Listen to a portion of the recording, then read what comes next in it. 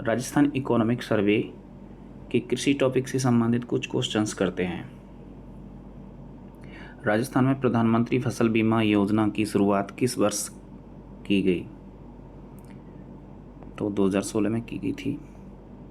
प्रधानमंत्री फसल बीमा योजना के तहत रबी की फसलों के लिए किसानों से कितने प्रतिशत प्रीमियम लिया जाता है? रबी की फसलों के लिए 1.5%। खरीफ की फसलों के लिए इसमें हो जाएगा 2%। प्रधानमंत्री फसल बीमा योजना के अंतर्गत बुआई से लेकर कटाई के कितने दिनों तक का बीमा कवरेज किसानों को प्रदान किया जाता है? 14 दिनों तक। प्रधानमंत्री फसल बीमा योजना में निम्नलिखित में से किन फसलों को शामिल किया गया है? तो ऑप्शन डी, खाद्यान्न, तिलहन, वाणिज्यिक और बागवानी फसलें सभी। राजस्थान में राष्ट्रीय बागवानी मिशन की शुरुआत किस वर्ष में हुई थी? तो राष्ट्रीय बागवानी मिशन की शुरुआत 2005 में हुई थी। राष्ट्रीय बागवानी मिशन के वित्तीय पैटर्न में केंद्र और राज्य सरकार का अनुपात क्या है? 60-40। राष्ट्रीय बागवानी मिशन राजस्थान के कितने जिलों में संचालित किया जा रहा है? 41। राष्ट्रीय बागवानी मिशन का मुख्य उद्देश्य क्या है? विभिन्न बागवानी फसलों के क्षेत्र, उत्पादन और उत्पादकता को बढ़ाना। वर्ष 2025 तक राष्ट्रीय बागवानी मिशन के अंतर्गत कितनी कम लागत वाली प्याज भंडारण संरचनाएं बनाई गई हैं?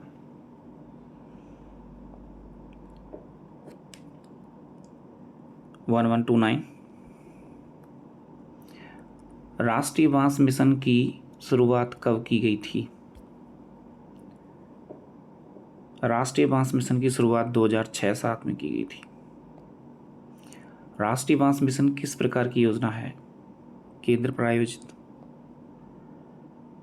वर्ष 25-26 के दौरान राष्ट्रीय बांस मिशन के लिए कुल बजट का प्रावधान कितना है?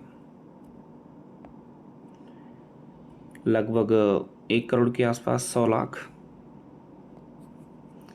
एग्रो फॉरेस्ट्री योजना के अंतर्गत 25-26 के लिए कितना बजट का प्रावधान किया गया है?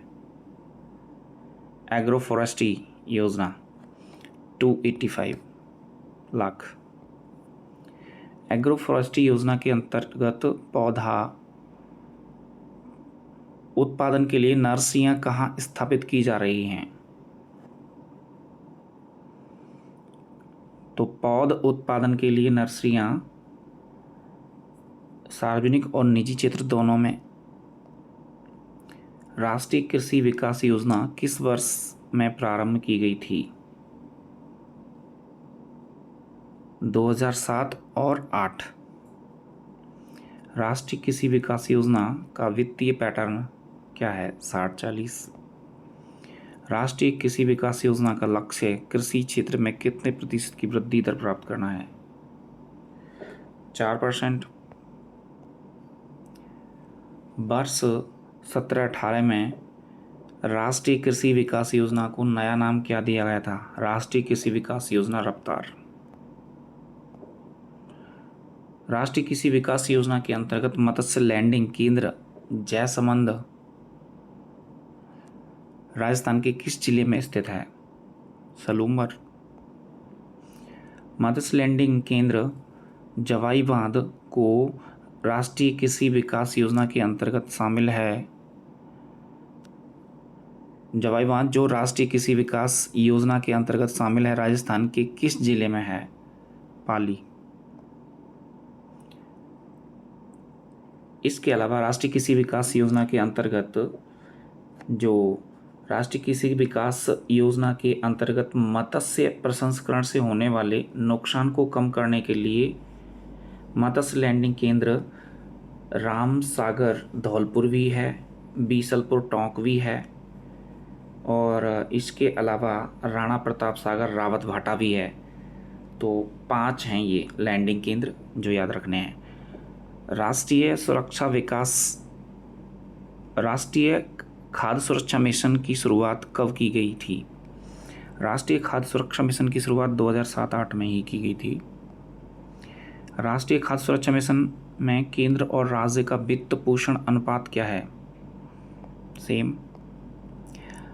राष्ट्रीय खाद्य सुरक्षा मिशन के अंतर्गत मुख्य रूप से किन फसलों को शामिल किया गया है? गेहूं एवं दलहन।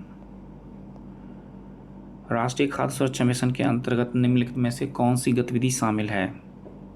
फसल प्रणाली आधारित प्रशिक्षण। ओके, अब कुछ क्वेश्चन रिपीट होंगे, रिवीजन कर लेते फटाफट 1-2 मिनट में। एग्रो फॉरेस्ट योजना 285 लाख रुपए। एग्रो फॉरेस्ट योजना के तहत पौध उत्पादन के लिए नर्सरियां किन क्षेत्रों में स्थापित की जा रही हैं? सार्वजनिक और निजी क्षेत्र दोनों में। एग्रो फॉरेस्ट योजना का मुख्य उद्देश्य क्या है? कृषि भूमि पर पेड़ों का उगाना तथा कृषि के साथ वानिकी को बढ़ावा देना। राष्ट्रीय कृषि विकास योजना किस वर्ष प्रारंभ की गई थी? तो राष्ट्रीय कृषि विकास योजना है तो 2007-8। राष्ट्रीय कृषि विकास योजना वित्त पोषण, ये तो 60-40 है ही, दोनों में सेम। राष्ट्रीय कृषि विकास योजना का प्राथमिक लक्ष्य कृषि क्षेत्र में कितने प्रतिशत की वृद्धि प्राप्त करना है? 4%। 17-18 में राष्ट्रीय कृषि विकास योजना का पुनर्गठन करके इसका नया नाम क्या रखा गया है? राष्ट्रीय कृषि विकास योजना रफ्तार।